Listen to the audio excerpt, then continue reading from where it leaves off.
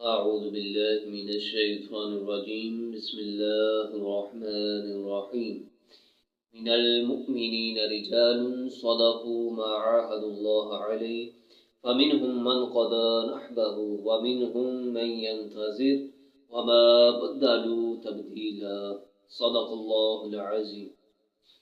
ناظرین اکرام، آج کا موضوع ہے شہادت سیدنا حضرت مولا علی مشکل کشا کرم اللہ وجہہ الکریم۔ اللہ تعالی مولا کائنات سیدنا حضرت شیر خدا رضی اللہ تعالی عنہ وکرم اللہ وجہہ الکریم کی بے کنار روحانیت طیبہ سے مستفیض فرمائے۔ ناظرین اکرام، جو اس دنیا میں آیا وہ ایک نہ ایک دن جائے گا، یہی اللہ تعالیٰ کا قانون ہے، مگر اللہ تعالیٰ کے کچھ بندے ایسے ہوتے ہیں، وہ دنیا سے ایسے جاتے ہیں کہ ان کا دنیا سے جانا تاریخ کے اوراق پر سنہری حروف سے لکھا جاتا ہے۔ سیدنا حضرت مشکل کشا بھی انہی پاک لوگوں میں سے جو دنیا سے اس طرح تشریف لے گئے کہ آپ کی شہادت کو تاریخ کی کتابوں میں سنہری حروف سے لکھا گیا اور دنیا آپ کو ہمیشہ یاد رکھے گی، اور ایمان و عشق والے آپ کی شہادت کو سن کر اپنے ایمان، عشق و درد کو تازہ کرتے ہیں۔ مفسر قرآن حبر الامہ سیدنا حضرت عبداللہ ابن عباس رضی اللہ تعالی عنہما آپ فرماتے ہیں کہ مولا کائنات کی شان میں قرآن مجید کی 300 آیات مبارکہ نازل ہوئیں، اور حضرت سیدنا علی المرتضیٰ شیر خدا رضی اللہ تعالی عنہ وہ عظیم ہستی ہے کہ قرآن مجید کی سورہ احزاب کی 23 نمبر آیت کریمہ کے اندر اللہ تعالیٰ نے آپ کی شہادت کو اشارتاً بیان فرما دیا، اور خود مولا علی سے اس آیت مبارکہ کے بارے میں پوچھا گیا جب آپ کوفے کی جامع مسجد کے منبر پر خطبہ ارشاد فرما رہے تھے، تو آپ نے فرمایا یہ آیت مبارکہ میرے چچا سیدنا حضرت امیر حمزہ اور عبیدہ بن حارث اور میرے حق میں نازل ہوئی، جس میں اللہ رب العزت نے ارشاد فرمایا من المؤمنین رجال صدقوا ما عاہدوا اللہ علیہ،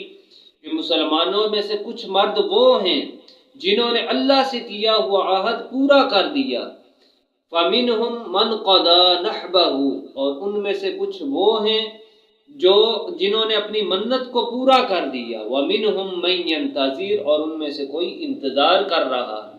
تو مولا علی نے فرمایا کہ میرے چچا امیر حمزہ عبیدہ بن حارث ان کا وقت پورا ہو گیا، انہوں نے دین اسلام پر اپنی جانیں قربان کر دی، اور وَمِنْهُمْ مَنْ يَنْتَظِرُ، جو انتظار کر رہا ہے، آپ نے فرمایا اس سے میں ہی مراد ہوں۔ آپ نے فرمایا اب میں اپنی باری کا انتظار کر رہا ہوں، اور نبی پاک صلی اللہ تعالی علیہ وآلہ وسلم نے تو مشکل کشا کی شہادت کو صراحتاً بیان فرما دیا۔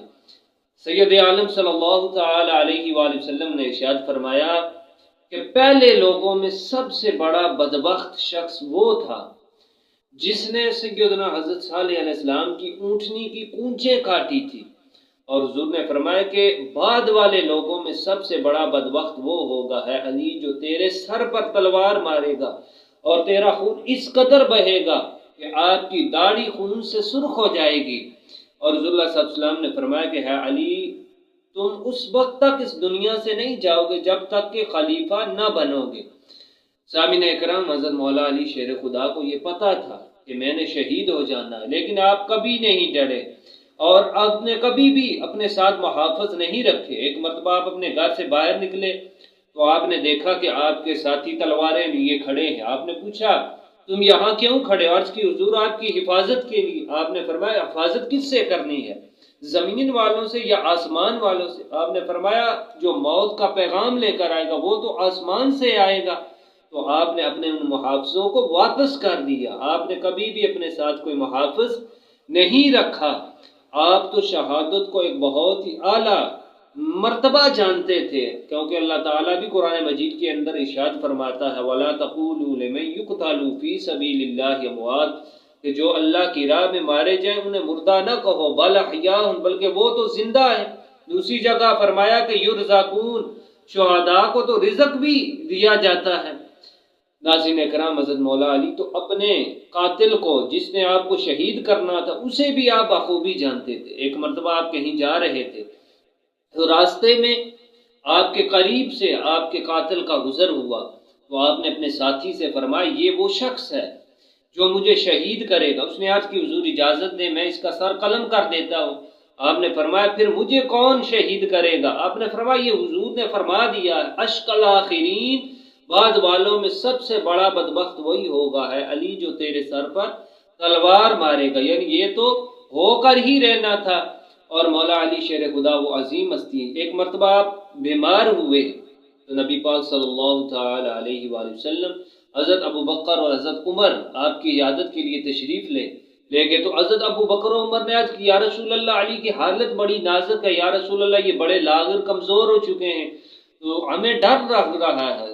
تو حضور نے فرمایا دنیا کے اندر کوئی بیماری پیدا ہی نہیں جو علی کو مار دے۔ حضور نے فرمایا اسے وہی بدبخت مارے گا۔ یعنی حضور نے پھر وہی ارشاد فرمایا کہ ان کے سر پر تلوار لگے گی اور ان کی داڑھی خون سے سرخ ہو جائے گی۔ وہ بدبخت شخص جس نے حضرت شیر خدا کو شہید کیا وہ ابن ملجم ملعون شخص تھا۔ ایک ماہ تک وہ اپنی تلوار کو زیر آلود کرتا رہا کہ اگر ذرا نوک بھی لگ جائے تو اپنا کام دکھا دے۔ ناظرین اکرام، وہ کون سی دنیا کی تلوار تھی جو حضرت شیر خدا کو شہید کرتی؟ اصل تو تقدیر کی تلوار تھی، یعنی آپ کا وقت پورا ہو چکا تھا۔ اور اسی طرح جس دن آپ کو شہید کیا گیا تو آپ کے آگے آ کے آپ کا معزن تھا، آپ درمیان میں تھے، آپ کے صاحبزادے امام حسن آپ کے پیچھے تھے۔ جب آپ راستے میں پہنچے تو بطخیں آپ کے آگے آ گئیں، انہوں نے چیخ و پکار شروع کر دی اور امام حسن ان بطخوں کو راستے سے ہٹانے لگے، اور حضرت شیر خدا نے فرمایا آج انہیں چیخنے دو، آج چلانے دو، آج یہ کسی کے غم میں ایسا کر رہی ہیں۔ جب شیر خدا مسجد میں پہنچے تو وہ ملعون مسجد میں چھپا تھا، آپ پر اس نے وار کر دیا، حملہ کر دیا، اور جب آپ زخمی ہوئے تو آپ نے فرمایا فزت برب الکعبہ، رب کعبہ کی قسم آج علی کامیاب ہو گیا۔ یعنی حضور نے جہاں فرمایا تھا علی جہاں تمہیں تلوار لگے گی وہاں ہی اس بدبخت نے آپ کو تلوار ماری۔ یعنی یہ آقا کریم علیہ الصلوۃ والسلام نے آپ کو پہلے ہی بتا دیا تھا۔ جب حضرت شیر خدا کے پاس اس قاتل کو پکڑ کر لایا گیا تو آپ نے کہا ہے بیٹے حسن اسے نرم بستر پر بٹھانا اور اس کے لیے مشروبات کا اہتمام کرنا۔ آپ کے لیے جو مشروب لایا گیا آپ نے فرمایا پہلے اسے پلاؤ، لیکن اس نے انکار کر دیا۔ آپ نے فرمایا ہے بدبخت آج تو پی لیتا تو رب کعبہ کی قسم میں حوض کوثر پر اس وقت تک وہ جام نہ پیتا جب تک کہ تجھے نہ پلا لیتا، لیکن تو پینا ہی نہیں چاہتا، تو میرے ساتھ رہنا ہی نہیں چاہتا۔ جب آپ شہید ہوئے لوگ سخت غم و غصے میں تھے اور امام حسن سے اسے لے کر آگ کے اندر لوگوں نے ابن ملجم کو جلا دیا۔ وہ بدبخت آگ میں جل گیا، لیکن آگے اس کا کیا حشر ہوا۔ کتاب کا نام ہے ابو بکر خوارزمی، جس کے اندر ابو القاسم بن محمد یہ لکھتے ہیں، آپ فرماتے ہیں کہ میں مسجد حرام میں موجود تھا، مقام ابراہیم کے پاس لوگوں کا جمع غفیر تھا، لوگ اکٹھے تھے۔ میں نے لوگوں سے پوچھا کہ یہاں لوگ کیوں اکٹھے ہیں؟ انہوں نے بتایا کہ ایک عیسائی راہب مسلمان ہوا ہے، وہ آج کے لیے یہاں آیا ہے، کوئی عجیب واقعہ سنا رہا ہے۔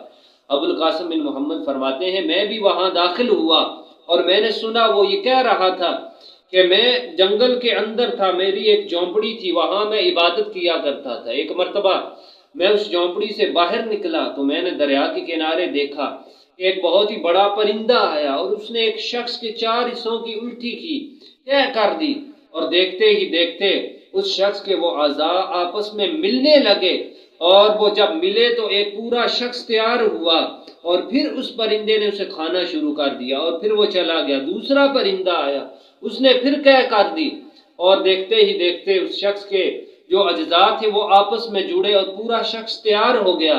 میں نے اس سے پوچھا تو کون شخص ہے، تیرے ساتھ یہ کیسا معاملہ پیش آ رہا ہے؟ وہ کہنے لگا میرا حال دریافت نہ کر، میں تو بڑے عذاب میں ہوں، میں مسلمانوں کے خلیفہ حضرت علی کا قاتل ہوں، اللہ تعالیٰ نے میرے لیے یہ سزا مقرر کر دی ہے۔ وہ کہنے لگا کہ میں مسلمانوں کے پاس گیا، ان سے پوچھا تمہارے ہاں کوئی حادثہ کوئی واقعہ پیش آیا ہے؟